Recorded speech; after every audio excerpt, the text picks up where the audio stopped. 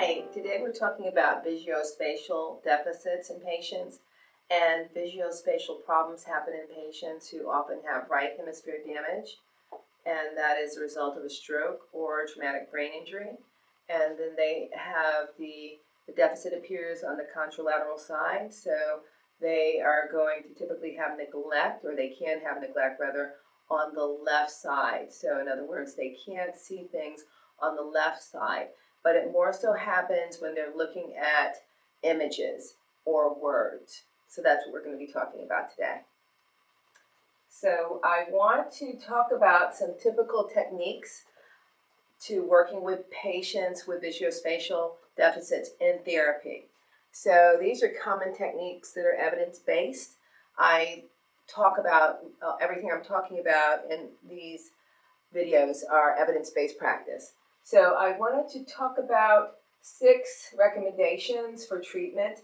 One being having a patient scan to the left side of visual stimuli. So you would have the patient use something like colored dots or vertical lines or a ruler, something of that nature that you would literally put on the left side of the text that you're going to show them, whether it's text or it's images, whether it's letters or it could be shapes that you're showing them, or it could be text that they're going to be reading. So you would just put those symbols on the left side of the margin of that printed material. Number 2, you would use those markers to cue the patient to look to the left. And number 3, you would instruct them to, you can have them keep their finger on the text. So you would instruct them to keep their finger on the left side of the text and then scan back to it once they finish the sentence or that area of text that they're looking at. That's more related to if a person is reading, more so if they're scanning various shapes or letters. Number 4, you would teach the patient to use self-questioning to actually look at the left. So you're wanting them to question themselves, am I looking at the left? When you're starting therapy with them, you are actually telling them to look at the left, but then you are instructing them over time to ask themselves, are they doing it? Number 5, you are asking them to self-instruct, self-question again. Does this make sense? So this is again more related to text. If they're reading like a narrative, a sentence, or a paragraph, they're supposed to ask themselves, does what they're reading make sense? And that way they can, if it doesn't, they can go back and reread. So the idea there again is after they're implementing these strategies of looking to the left and making sure they're capturing all of the text, they're able to ask themselves, does the content make sense? And if it does, they can proceed. And number 6, Stanton and Associates identified processes to enhance awareness in patients. And the way they did that is having patients read sentences in large print and also having enough, putting a space between the lines when they're first starting out, and that can be faded over time. But then they can progress to single-spaced, smaller print sentences, and ultimately having them read sentences that are just standardly seen in a magazine, a book, or something of that nature. In reading, you're having the patient read these large words and have them fade out to being able to read material eventually on their own. But in therapy, you're helping them with that progression. You would want to put markers. You can use dots. I'm drawing dots at the beginning of each sentence and the margin that I'm going to instruct the patient to look at. And I'm going to instruct her to self-cue herself to look at the left when she's reading. Okay.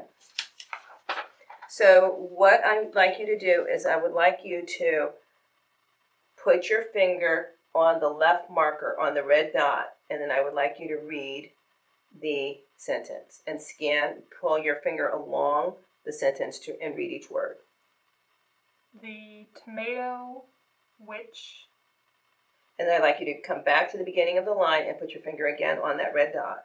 Okay. And continue to read. Yes. Originated in Central. Okay, you can stop right there. Okay, that's it. Thank you. Good job. Okay. All right, so now we are going to switch smaller. I'd like you to self-question, and now you've made progress, and so you know what to do. I'd like you to instruct yourself to look at the left, so I'd like you to say that out loud. I should look at the left. Good. And then I'd like you to read the first 2 sentences. Yes. The tomato, which originated in Central. Okay, thank you. Good job. Right, we'll do this one more. All right, so now in this sentence, what I'd like you to do is I'd like you to instruct yourself to look at the left. You can just think about it. You don't have to say it out loud, but I would like you to read the passage out loud. And I'd like you to read the entire passage and then ask yourself if it makes sense. The tomato, which originated in Central America, is really a fruit. In fact, it is a berry. Okay, and I'd like to know, does that make sense? Yes. Great. Okay, so that would mean you wouldn't need to reread it, and going forward, you can instruct yourself on if it makes sense if you are finished reading the passage. Good job. Thank you. Working with a patient with visuospatial skills, you want to help them with their scanning. So this is a way of doing it. You can have letters dispersed on a page, and then you can take something. I mean, you can put something like a sticky note or a series of, or a colored dot, or you could draw a dot, and you can help them to self-cue to look to the left. And then they are to circle or cross out any particular letter that you want them to focus on. So let's say they would cross out P. I would either have my patients cross out P or any other letter, and then the goal there would be to focus on crossing that out while trying to ignore the other letters. So it's somewhat of an attention activity as well, but the key for them is to focus on coming all the way over to the left to do it. So we could do that with letters, you could do that with numbers, you could also do that with shapes. So I'm going to show you an example of what shapes would look like. So this is an example of the same concept of having a page of different items. These are shapes that you would ask your patient to circle either the stars, the circles, the squares, or the triangles. And in this case, it says circle the stars and the triangles. So in some cases, you can combine those. But the goal is to have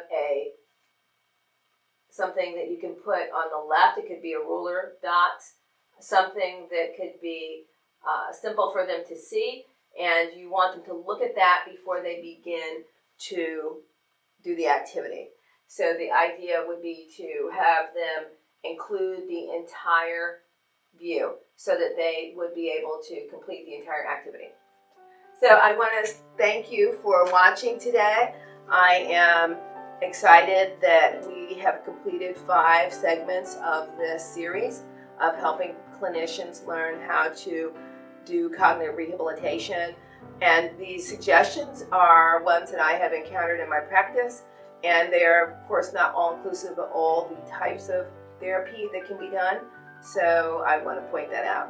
But I'd like you to subscribe to my channel so that you can learn about future programs or future techniques that I have coming up that I'll be talking about, including assessment, which will be big. I have not examined assessment in this series. This was mainly focused on treatment. So we will be talking about that, and we will also be having videos for carers and patients themselves that they will be able to take advantage of. So I hope that you subscribe. Thank you very much.